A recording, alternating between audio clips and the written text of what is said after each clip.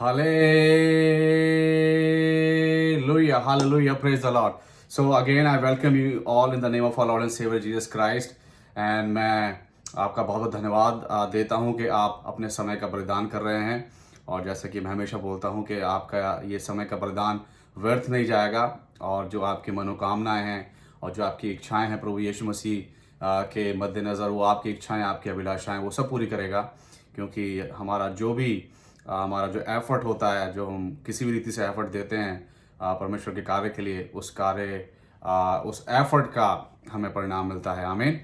तो आज का जो वचन हमारा है वो हमने पढ़ा, जैसे कि प्रार्थना भी हुई है, और मेरी उम्मीद है, I believe that you have prayed for me, and God really gonna speak to all of us today through this scripture.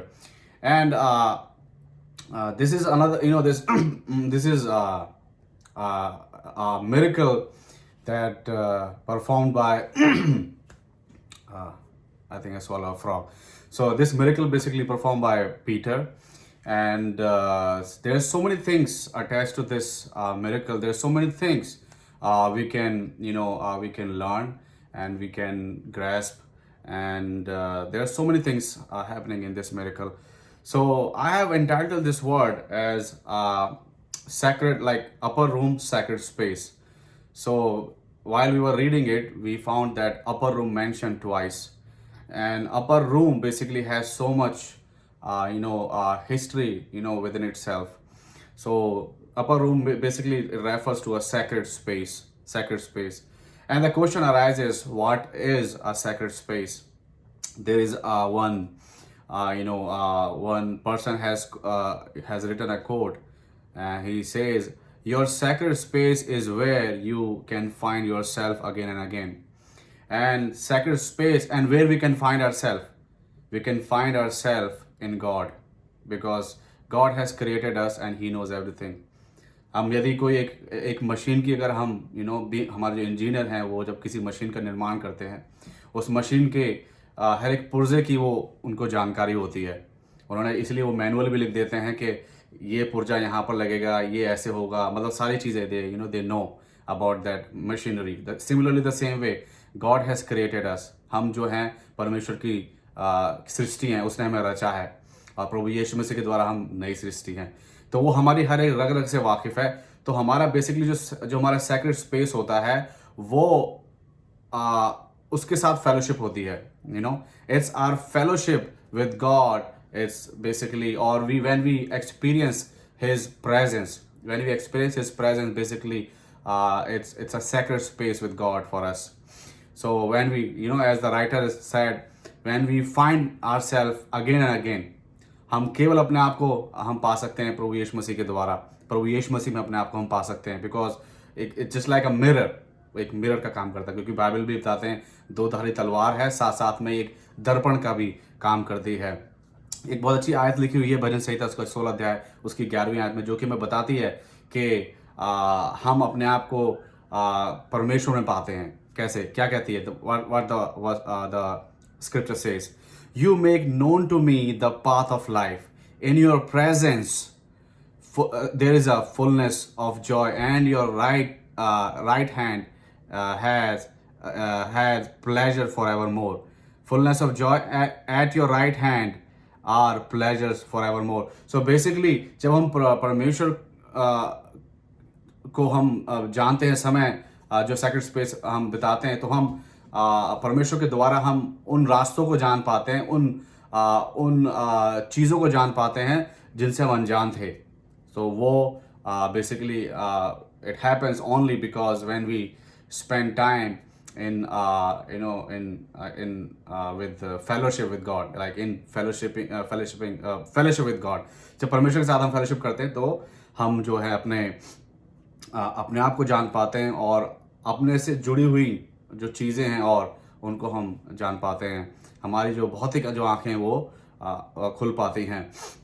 और हम देखें, अब बात करें हम फेलोशिप की बात करें, तो बाइबल में सैक्रेड स्पेस के बारे में लिखा गया, बताया गया है। Before I jump to the miracle, I gonna just give this, gonna make this little base. एक बेस मैं तैयार करना चाहता हूँ कि सैक्रेड स्पेस मैंने क्यों यहाँ पर इसके बारे में हम बात कर रहे हैं। तो अगर हम शुरुआत से देखें, if we see from the first the human beings, आदम और हवा को जब परमेश्वर ने बनाया, क्योंकि अगर हम पढ़ते हैं उत्पत्ति में तो 3 और उसकी 8वीं आयत में लिखा हुआ है कि in the cool of the day God used to come and have spend time with Adam and Eve. आदम और हवा के साथ परमेश्वर, जब शाम हो जाती थी, शाम ढलती थी, तब परमेश्वर आता था, उनके साथ संगति करता था, फेलोशिप करता था। तो वो उनका एक सेक्रेड एक जो था स्पेस था with God. And then we know like अगर हम नूह की बात करें, नूह जब जब वो जब वो बाढ़ खत्म हुई, उसके बाद नूह ने एक वेदी बनाई, और वेदी बनाने के बाद ही made an altar, and then it was a place basically a place of fellowship with God. And similarly Abraham, Isaac, Jacob, and they all had made fellowship with God. They had this sacred space where God comes and they goes, and then they spend time. And जब sacred space में आप होते हैं with God, then as हमने जो ब्रह्म संहिता पढ़ा है कि हमें ज्ञात होता है सब कुछ, हमें आशीष मिलती है, आंखें खुलती हैं, और परमेश्वर की जो योजना है वो हमें पता चलती है, और उसका वो हम हिस्सा बनने पाते हैं जब हम उस सेक्रेट स्पेस में अपने आप को परमेश्वर के सामने मौजूद करते हैं, उपस्थित करते हैं। तो ये सब कुछ होता है। एंड देन वी नो जब मूसा के साथ जब मूसा का इनकाउंटर हुआ, 40 साल बीत चुके थे, और जब वो 80 साल का होता है, Mount Horeb, Mount Horeb, when he saw one angel of God, and then God himself by that burning bush.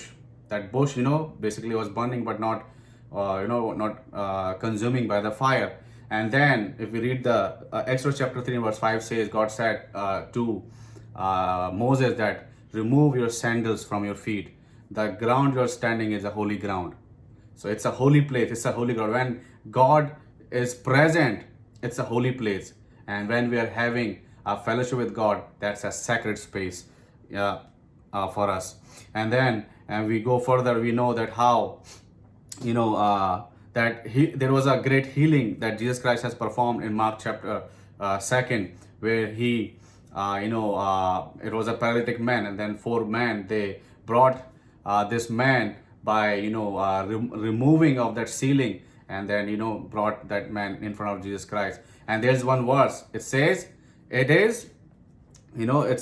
it was reported that he was at home. It was reported he was basically referring to Jesus Christ. Jesus Christ was at home. So when Jesus Christ is there, that's a sacred space and a fellowship with him. And then another example I can give you about fellowship and sacred space is that the Last Supper Jesus Christ had with his disciple. Luke chapter 22, we find that Jesus sent his disciple to certain place. A certain man has this fully furnished upper room ready for us, so we can go there and we can have our Last Supper. And then we know that after that Last Supper, the persecution upon Jesus Christ was basically was started. Was like Last Supper, where Jesus Christ with his disciple and teaching them, and basically Jesus Christ was giving them instruction for the future. So that was the sacred space for those for the disciple with Jesus Christ.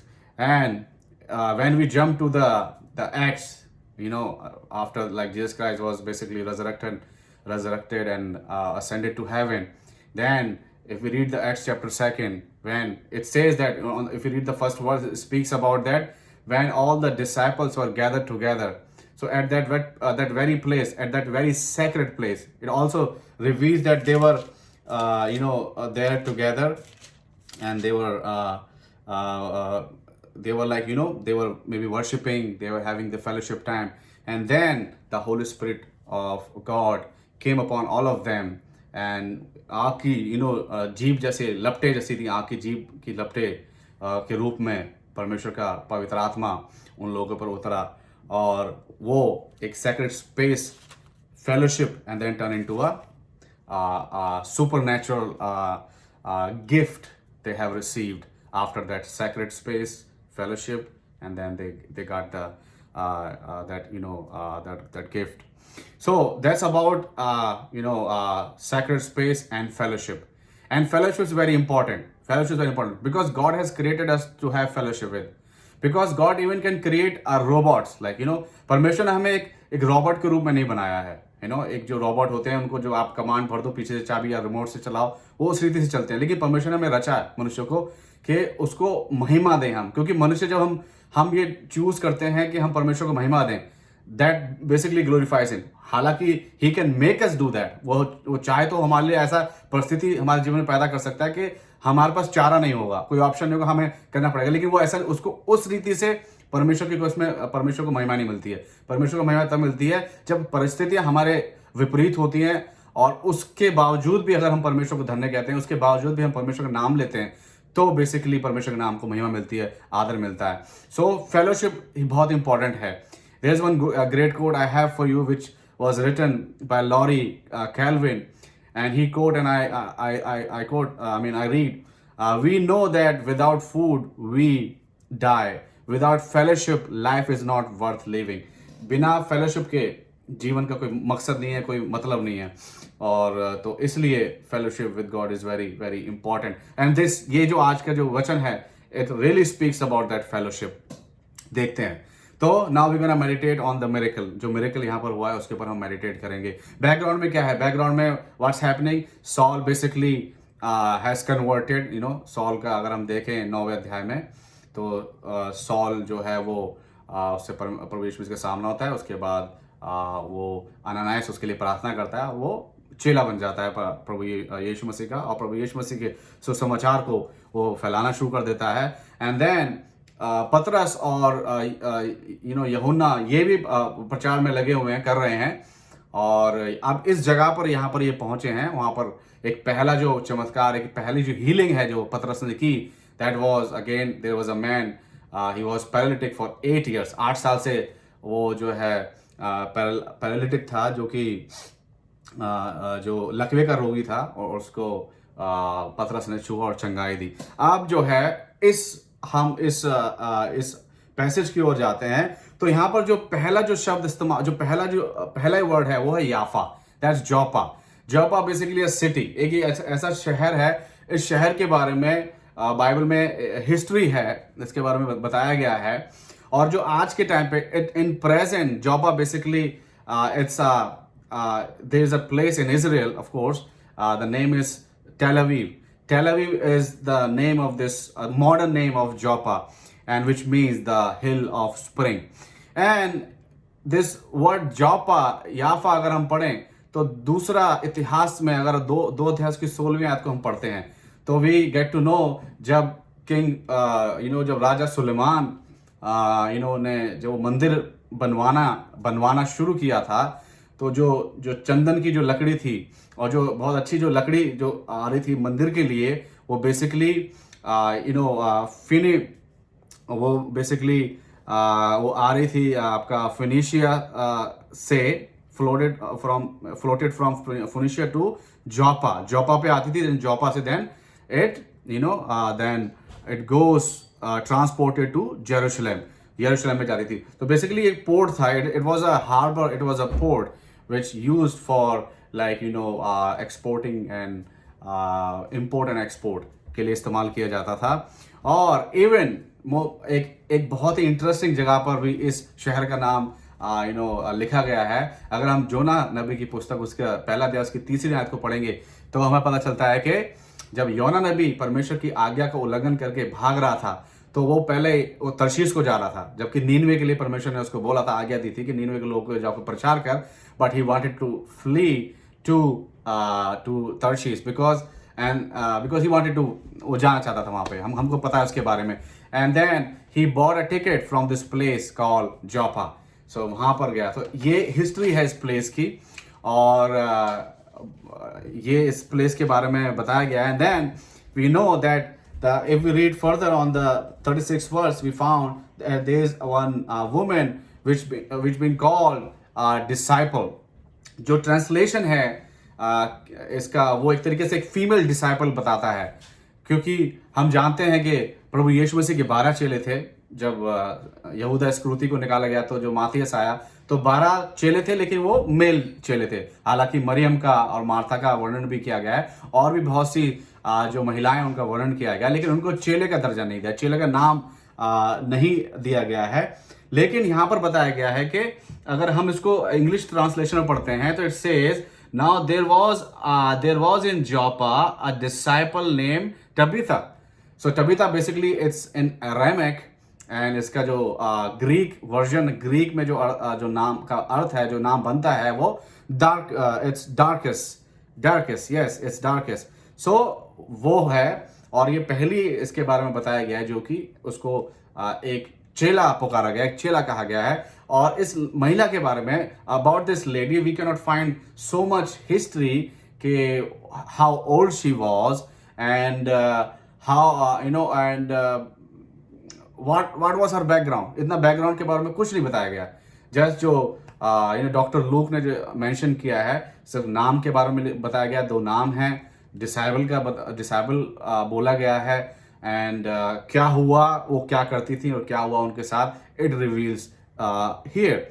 सो ये बताया गया है। And now in the अगर हम if we read further we find, and basically the Dorcas mean, जो Dorcas का जो अर्थ है, which it's a gazelle, it basically graceful, और बहुत ही अच्छा या ब्यूटीफुल के रूप में भी हम कह सकते हैं the meaning of this name.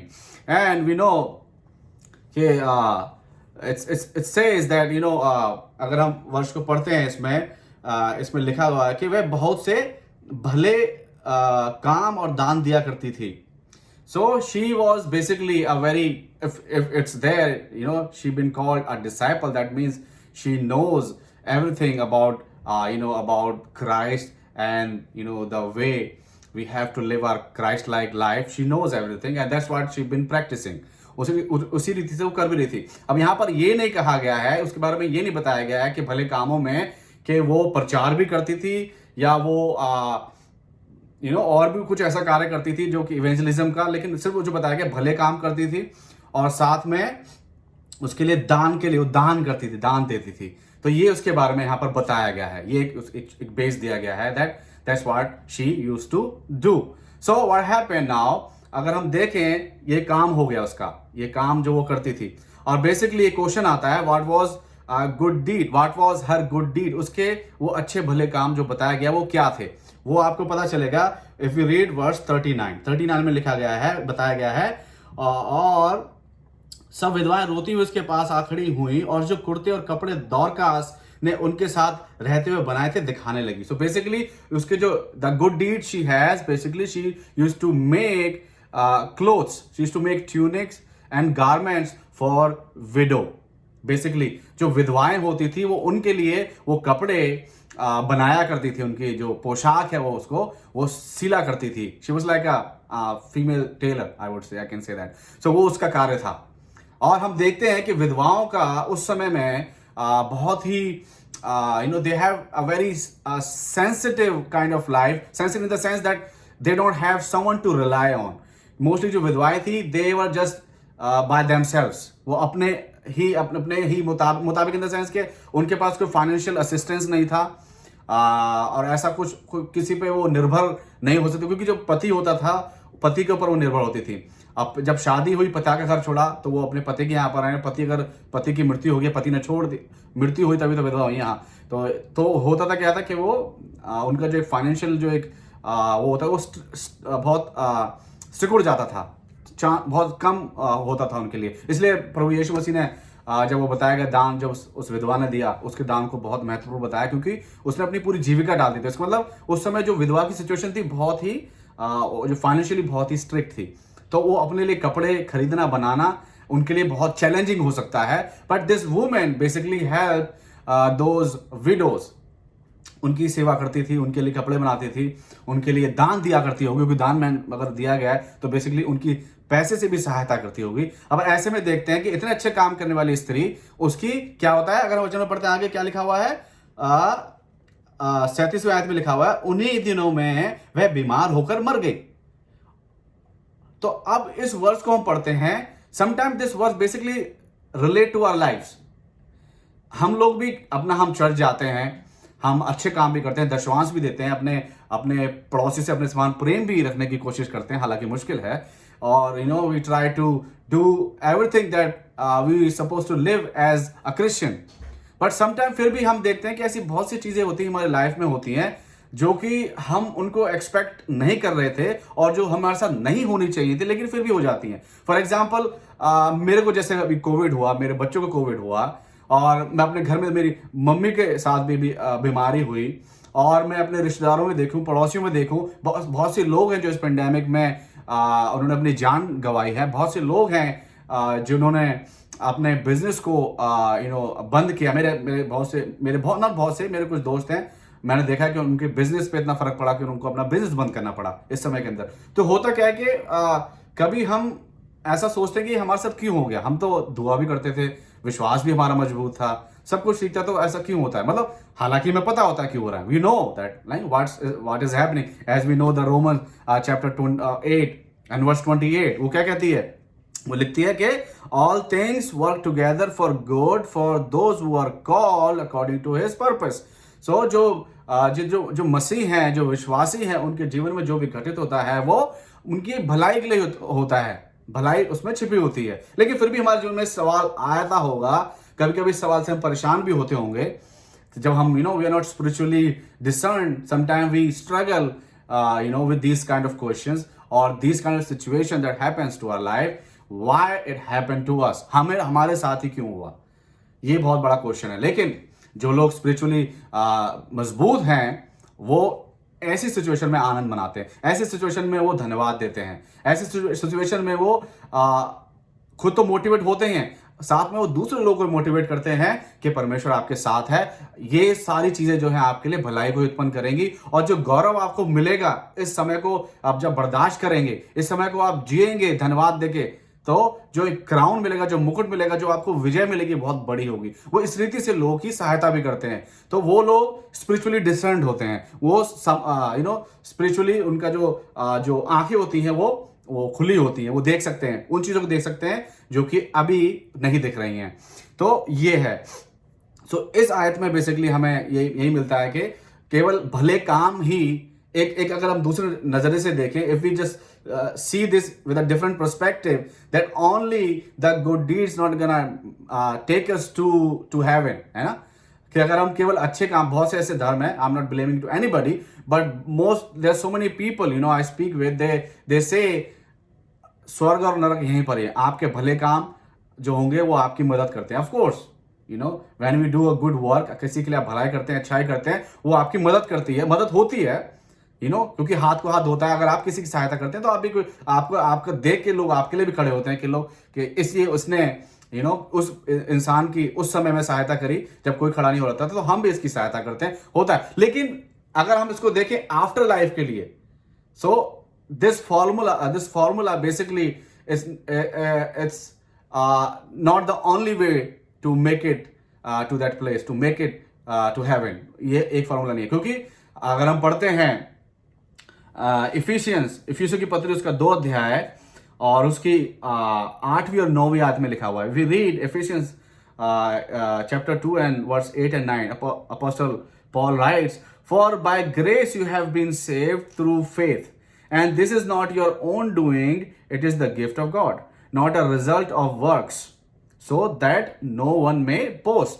के और ना कर्मों के कारण ऐसा ना हो कि कोई घमंड करे, क्योंकि कर्मों से नहीं है। कर्म आप अच्छे करेंगे, लेकिन प्रभु यीशु मसीह आपके जीवन में आपका उद्धारकर्ता नहीं है, he is not your lord and saviour, then वो जो कर्म है आपके अच्छे, वो आपको उस जगह तक, मोक्ष तक, सल्वेशन तक नहीं पहुंचा सकते हैं। तो इसलिए ये बहुत जरूरी है कि अच्छे कर्म करें, साथ में प्रभु यीशु मसीह को भी अपना उद्धारकर्ता, मुक्तिदाता माने।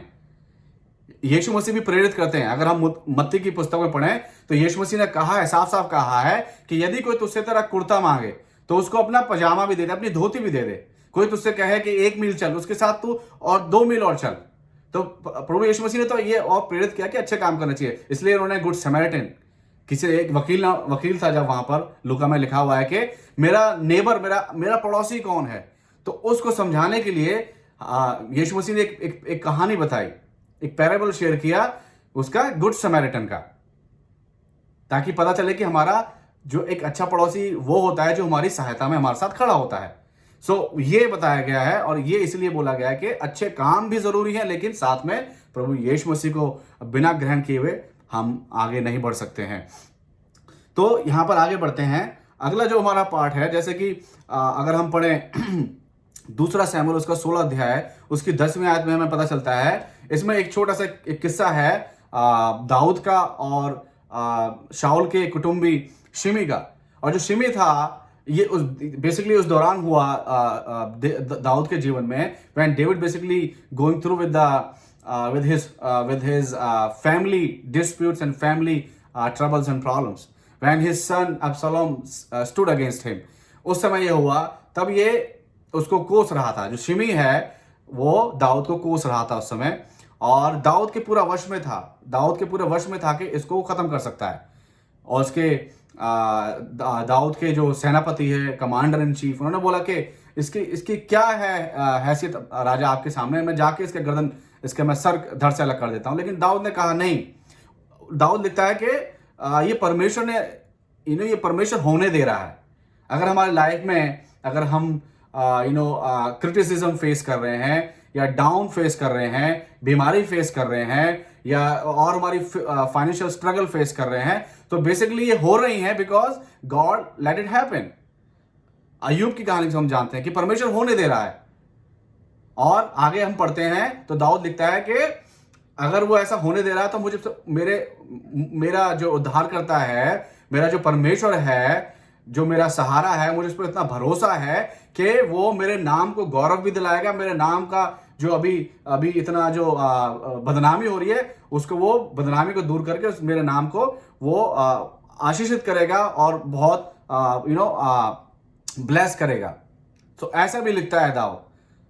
तो परिस्थितियां होती हैं हमारे जीवन में कभी कभी कि हमारे हिसाब से नहीं होती है, जो हमें पसंद हमें नहीं है वही होता है हमारे साथ, लेकिन उसका एक पर्पस होता है, to make us some time to humble, और सो वी कैन रियलाइज कहाँ हम लोग गलत थे, उसको हमें अपनी गलती को सुधारने का मौका होता है उस टाइम पे। तो वो इसलिए भी होती है। और वैसे अगर हम देखें, अगर हम प्रेरितों के काम 28 अध्याय को पढ़ते हैं तो हमें पता चलता है वहां पर कि जो पॉल था, अपोस्टल पॉल, जब उसको बंदी बना के वो जा रहा था, रोम में भेजा जा रहा था उसको, तो एक माल्टा द्वीप पे वो वहां पर उनका जो शिप था वो शिपरैक हो जाता है। वहां पर जो उनका जहाज वो है वो वहां पर रुकता है, टूट के, और वो वहां पर उस द्वीप पर जाके शरण लेते हैं। और तीसरी आयत में लिखा गया है 28 में कि जब अपोस्टल पॉल वहां से लकड़ियां बीन कर वो आग में डाल रहे थे, तो वहां पर एक सांप निकल आता है, और वो सांप जो है उनके हाथ से लिपट जाता है। तो जो लोग होते हैं वहां पे, जो जनता होती है, जो अपोस्टल पॉल को पूर्ण रूप से नहीं जानते हैं, वो कहते हैं कि कितना पापी मनुष्य रहा होगा कि समुद्र में की जो व्याधा आई थी उससे तो बचा, लेकिन इसके पाप के कारण ये अब यहाँ पर आके सांप ने इसको डस लिया, अब ये यहाँ पर मर जाएगा। लेकिन हम आगे पढ़ते हैं कि पौलुस को कुछ भी नहीं हुआ, लेकिन वही लोग बाद में उन्होंने अपना डिसीजन चेंज करके कहा, ओ नहीं, ये तो कोई देवता है।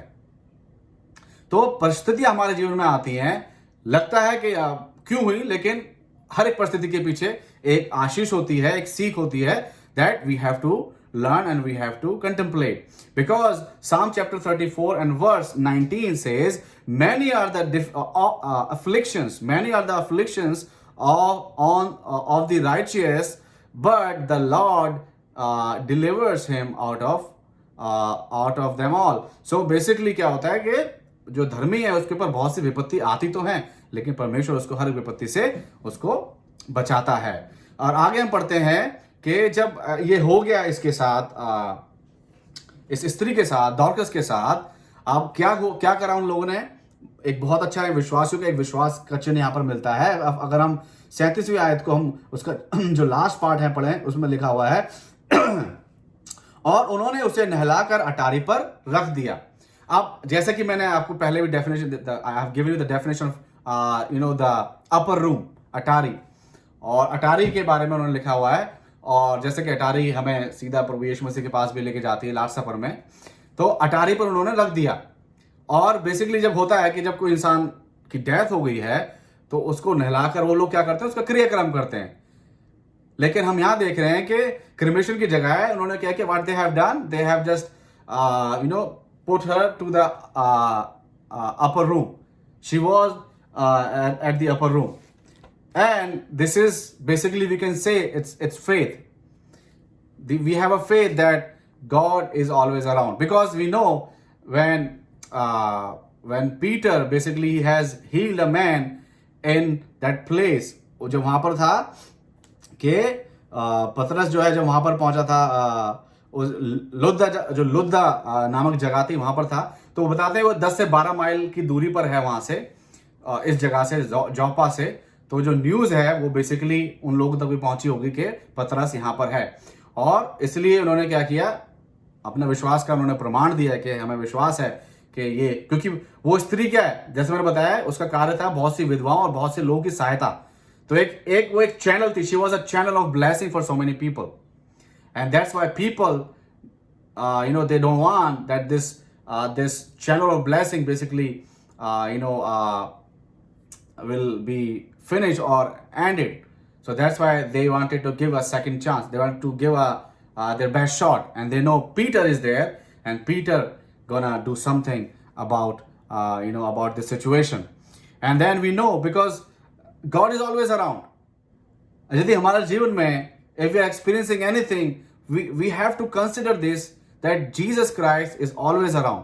यदि आपके जीवन में आज आप किसी भी परिस्थिति में हैं, कोई भी ऐसी परेशानी में आप हैं, हम लाजमी, हम हमारे साथ होता है, हम हैं, मैं भी हूं, आप भी हो सकते हैं, और वो ऐसी परेशानी में, तो आपके लिए मैं आज एक बहुत अच्छी आपको न्यूज़ देना चाहता हूं, या आपको मैं वापस से आपको मैं याद दिलाना चाहता हूं कि प्रभु यीशु मसीह आपके नज़दीक हैं। उन्होंने आपको छोड़ा नहीं है, वो आपके साथ हैं। इस बात को ध्यान रखें।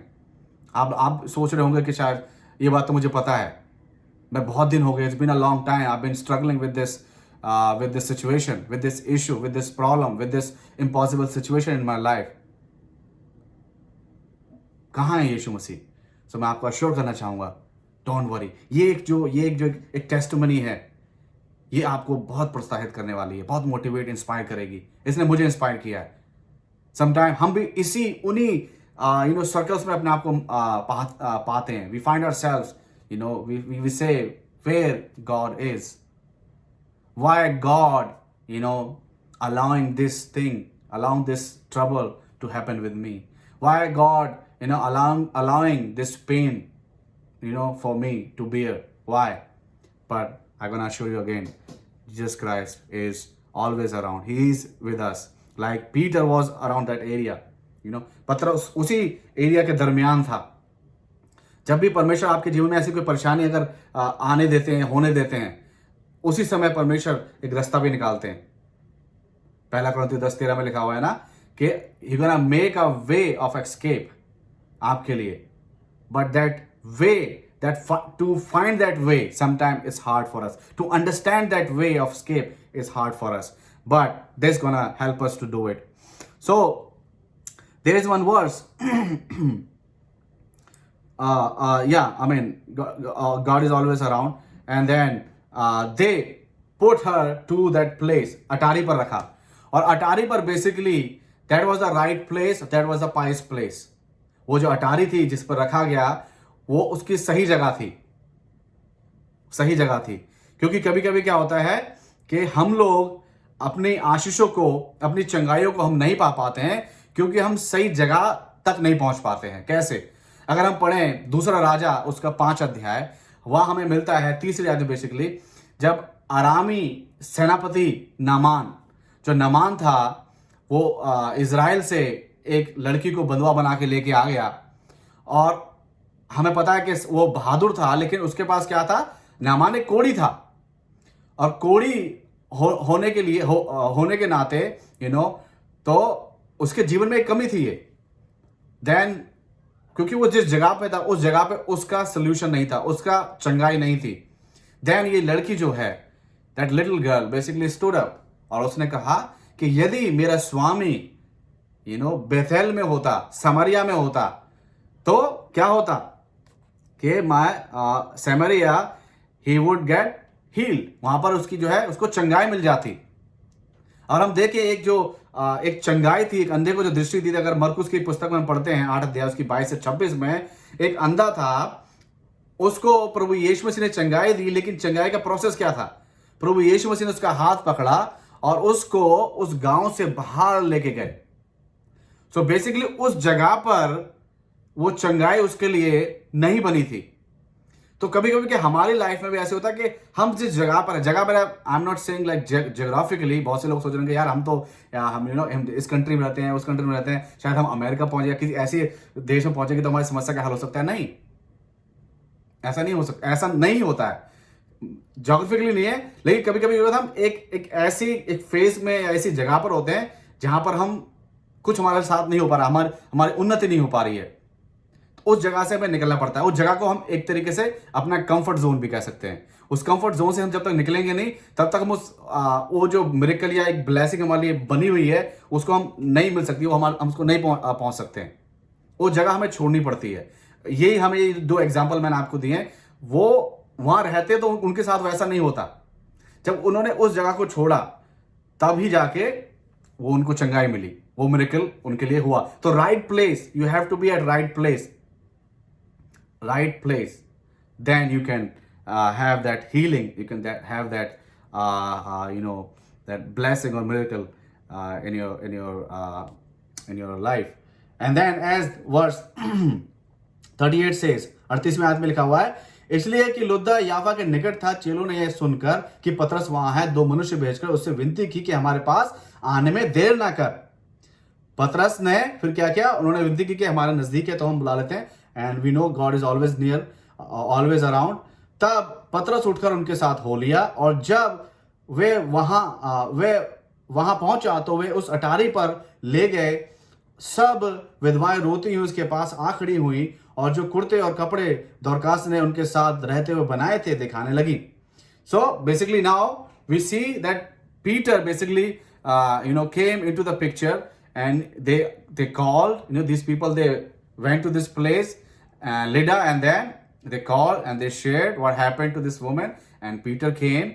And then now verse 39 says that कि वो जो सारी विडोज थी, सारी विधवाएं थी, उन्होंने सारा कुछ बताया कि वो इस औरत ने कितने अद्भुत कार्य, कितने अच्छे कार्य हमारे लिए किए। So basically that giving Peter एक पीटर के लिए क्या था, क्योंकि पतरस नहीं जानता था कि इस स्त्री की क्या सिचुएशन है, क्या कहानी है, और बताना भी जरूरी होता है। So that's why it's very important for all of us to express to our family, to express to our spouses. अपनी पत्नियों से, अपने पति से हमें एक्सप्रेस करना चाहिए। अपने बच्चों साथ हमें अपनी फीलिंग्स को एक्सप्रेस करना चाहिए। बच्चों को अपने पेरेंट्स के साथ अपनी फीलिंग्स को एक्सप्रेस करना चाहिए। बहुत सी आज के टाइम पे जो सुसाइड होती हैं, basically it's lack of communication. जब हम एक्सप्रेस नहीं कर पाते हैं, जब हम केवल एक वे सोचते हैं, जब हम एक्सप्रेस करते हैं तो हमारे पास और अदर विकल्प होते हैं, अदर ऑप्शंस होते हैं टू थिंक अबाउट। लेकिन जब ऐसा नहीं हो पाता है तो ऐसी बहुत सी लाइफ में ट्रबल्स हैं, मुसीबत आती हैं, क्योंकि हम सिर्फ एक तरीके से, एक ही वे में सोच रहे हैं। कभी कभी क्योंकि नीति वचन में लिखा हुआ है कि जब when we have the council that helps, matter solves. Counselling बहुत जरूरी है। तो बात करना, एक्सप्रेस करना बहुत जरूरी है। हमारी पत्नियों को बहुत अच्छा लगता है जब वो उनके जो स्पाउस हैं उनको एक्सप्रेस करते हैं how much they love them, so even Peter writes we have to love our wifes, we have to love, and the wifes has to be अपने पतियों के अधीन रहें। पति उनसे प्रेम करें, जैसे कि प्रभु यीशु मसीह ने कलीसिया से प्रेम किया है, उसी रीति से पति भी अपनी पत्नियों से प्रेम करें, और पत्नियां अपने पति के अधीन रहें, जिस रीति से कलीसिया प्रभु यीशु मसीह के अधीन रहती है। तो express has to be there, बहुत जरूरी है। एंड देन जब उन्होंने एक्सप्रेस किया, then basically it made the room. हम लोग ने, जैसे last Sunday we have meditated on that healing which was performed by apostle Paul, that lame boy. अब लेम बॉय ने क्या कहता है, उसने जब उसने आई कांटेक्ट किया पौलुस के साथ, और वो सुन रहा था, हालांकि वो डिसेबल था, लेकिन उस डिसेबिलिटी में उसकी एबिलिटी थी कि वो सुन पा रहा था, देख पा रहा था। जब उसने ऐसा किया, देन क्या हुआ, उसने वो हीलिंग को प्राप्त किया। प्लस उसने पौलुस के हृदय में ये जागृत किया कि मेरे अंदर उतना विश्वास है। पौलुस ने कहा कि इसके अंदर चंगाई पाने का विश्वास है, मैं देख सकता हूं, और उसने चंगाई दी। इसी रीति से इस महिला के बारे में जब बताया गया कि वो इतने अच्छे कार्य करती है, तो पतरस ने फिर निर्णय लिया। और निर्णय क्या था वो 40वीं आयत में लिखा हुआ है।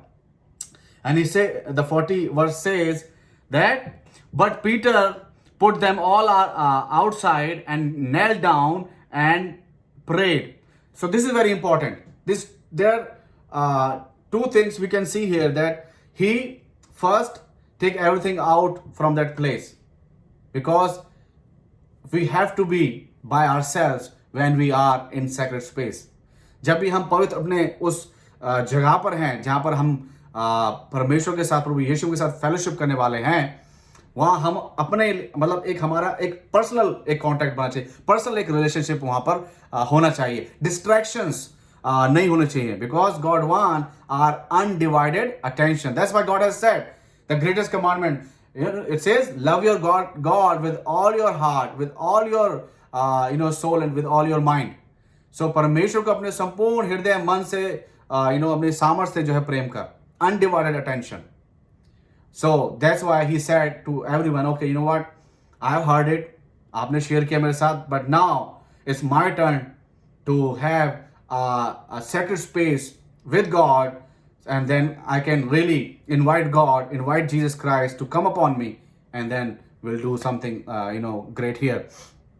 So then उनको क्या, और ये बेसिकली चंगाई हमें उस चंगाई से भी हमें याद दिलाती है, उस चंगाई से सिमिलर है जो कि हम मरकुस की पुस्तक में पढ़ते हैं 5 अध्याय 35 से 43 में, जहां पर वो जो जैरस की जो बेटी थी, उसमें भी क्या किया था, सिर्फ उसके माता पिता को और चेलों को ही प्रभु यीशु मसीह ने उस कमरे में रहने दिया, बाकी जो लोग ठट्टा कर रहे थे, हंस रहे थे, उनको बाहर निकाल दिया।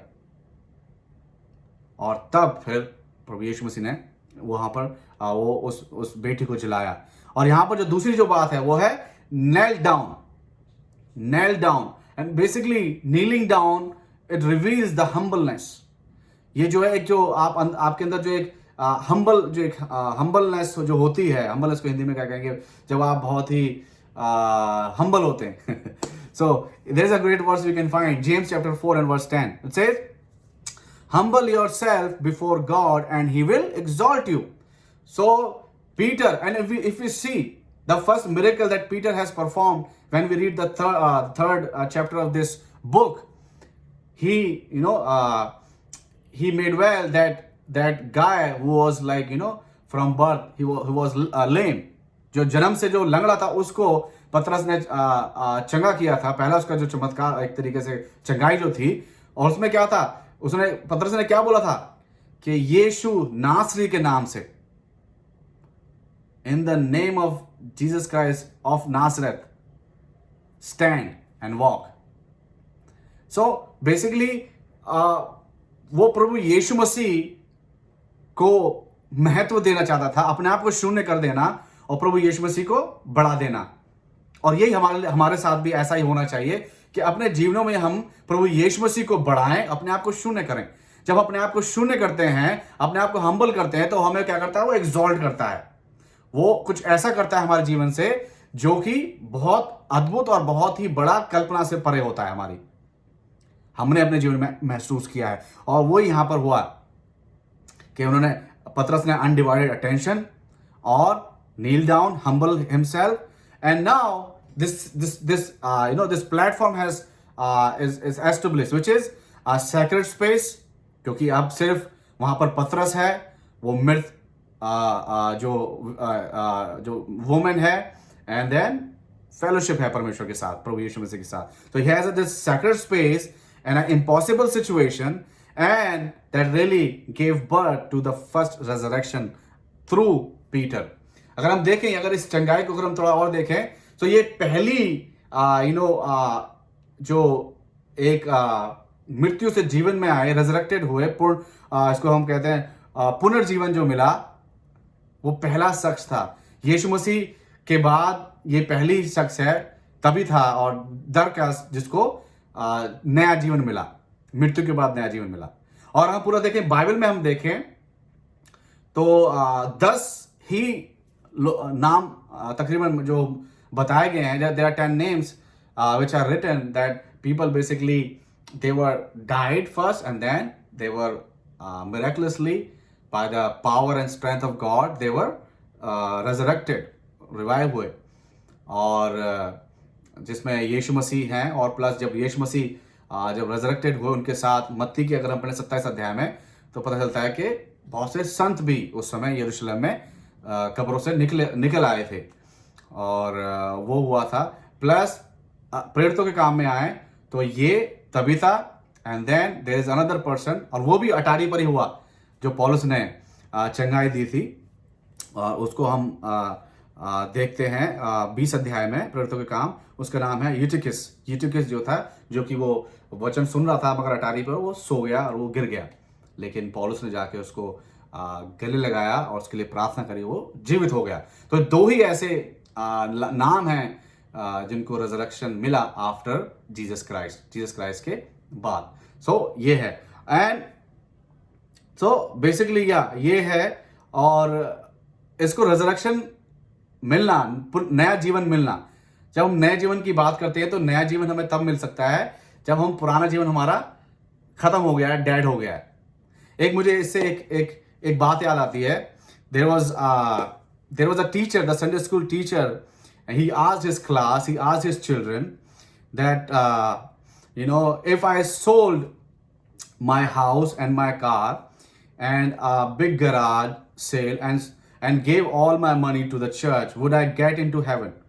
And then children replied, no.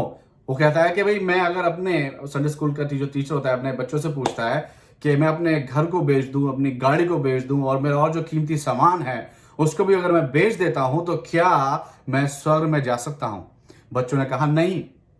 Then दूसरी बार वो बच्चों से पूछता है कि अगर मैं चर्च की सफाई करूं, सब कुछ नीट एंड क्लीन करूं और उसके बाद जो है जितना भी जो बाहर जो जैसे चर्च के बाहर जो घास होती है उसको भी उसको भी क्या कहते हैं, सब कुछ क्लियर कर दूं, सब कुछ साफ ठीक ठाक रखूं, तो क्या फिर भी मैं स्वर्ग में जा सकता हूं? बच्चे फिर भी कहते हैं कि नहीं. देन वो पूछता तो फिर मैं कैसे स्वर्ग जाता? How can I get into heaven? How can I make it to heaven? Then there is one little boy. He was sitting on the corner backside. वो पीछे से बोलता है, you got to be dead. You got to be dead. Then he shouted that you got to be dead. तुम्हें पहले मरना पड़ेगा. Then you can make it to heaven. That's very true. लूका अगर हम पढ़ें, लूका उसका 9 अध्याय उसकी 23वें आयत में लिखा हुआ है कि जब तक what you have to do? You have to deny yourself, lift up your cross daily and follow me. Denying ourselves, it means a death to this worldly life. इस संसारिक जीवन में जब हम अपने आप का हम इनकार करते हैं, इट मीन्स हमारी एक मृत्यु है संसार के लिए, लेकिन वो जीवन है परमेश्वर के लिए, प्रभु यीशु मसीह के लिए. वो कमिटमेंट है प्रभु यीशु मसीह के लिए. तो वो जब होगा तभी क्या है, हम स्वर्ग के लिए जा सकते हैं. And that's what happened to this woman. She dead, but I am not saying कि उसने कोई ऐसे काम किए या ऐसा, लेकिन ये एक ऐसी गवाही बनी है हमारे लिए ताकि इसको हम समझ सकें. क्योंकि मैंने आपको बताया it has so many lessons, but one lesson I picked के the sacred space with God. That upper room is very important because Jesus Christ, he is the resurrection, he is the life. In John 11:25, when he was raising the Lazarus, he said to he said to her, I am the resurrection and the life. Whoever believes in me, though he died, yet he lives. Because 2 Corinthians 5:8 says, absent from the body is present with the Lord. So हम इस संसारिक जीवन में शायद हम छोड़ दें या मृत हो जाएं, लेकिन आत्मिक जीवन में that spiritual realm will be with God, and that's the good news. इसलिए तो फिलिपियों में पौलुस लिखता है कि मेरे लिए जीना मसीह है और मरना लाभ है. लाभ की बात है. So my brother and sister, I just want to encourage you all with this word today, that never stop exploring your sacred space with God. अगर हम कॉम्प्रोमाइज नहीं करते अपना secret space, that's like a personal time we give to God, and really we can expect, a revive. We can expect something, which our dad can revive in our life, you know, because it can revive the dead. Like dad can be your goals, your aim, your dreams, and relationships, and health, blessings, those miracles. Because sometimes we let devil invade into our sacred space with God. आज के time हम देखते हैं ऐसे बहुत से ऐसे कारण हैं, एक्सक्यूजेज हैं जो कि हम देते हैं, that really we are giving opportunity to devil comes and invade, जैसे कि उस आदम की वाटिका में हुआ, आदम और हवा के साथ। आदम की वाटिका में उन्होंने शैतान को मौका दिया, उनके जो सेक्रेट स्पेस था उसमें वो आया, he invaded and he destroyed everything. So we have to be careful. This example we have, that the sacred space we have with God, we have to spend time with him. We have to spend time because the day is drawing near.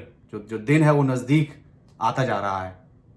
हम नहीं जानते कब होगा, कब हो जाएगा, कब वो वचन कहता है, कब मैं चोर के समान में कभी भी आ सकता हूँ। So be careful. I'm going to read one verse. I'm going to conclude here. Ephesians chapter 5 and verse 14. For anything that becomes visible is light. For anything that becomes visible is light. Therefore, it says, awake, O sleeper, and arise from the dead, and Christ will shine on you. Christ will shine on us. Amen. चलिए दुआ करें। धन्यवाद यीशु, हम आपका धन्यवाद करते हैं सच्चे वचन का प्रभु जी, और मेरी उम्मीद है इस वचन से बहुत से लोगों ने आज आशीष पाई है प्रभु जी। और हमें भी कभी कभी हमारे जीवन में जब हम अपने उस सेक्रेट स्पेस को प्रभु हम इस्तेमाल नहीं कर पाते हैं आपके साथ संगति करने के लिए, तो मैंने परमेश्वर ऐसी बहुत सी जो एक मृत्यु है जो हमारे जीवन में है वो बनी रहती हैं प्रभु, वो उनका हल नहीं निकल पाता है, वो जीवित नहीं हो पाती हैं प्रभु।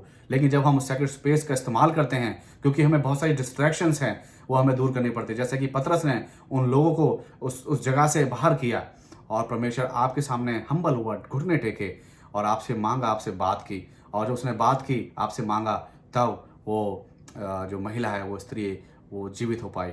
और तो मेरे मालिक, हम भी अपने उस पर्सनल स्पेस का इस्तेमाल करने पाएँ, शैतान को मौका न दें प्रभु, क्योंकि शैतान जो है उस सिंह के समान है जो कि ढूंढता है कब किसको फाड़ खाए प्रभु।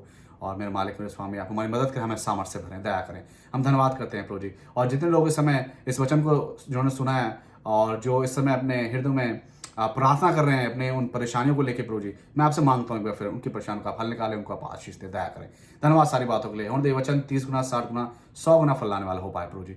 धन्यवाद के साथ प्रभु जी हम सब कुछ मांगते हैं उद्धार करता प्रभु यीशु मसीह के पवित्र नाम में होकर, आमीन।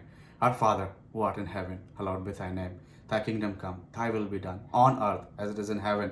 Give us this day our daily bread, and forgive us our trespasses as we forgive those who trespass against us. And lead us not into temptation, but deliver us from the evil. For thine is the kingdom and the power and the glory forever and ever.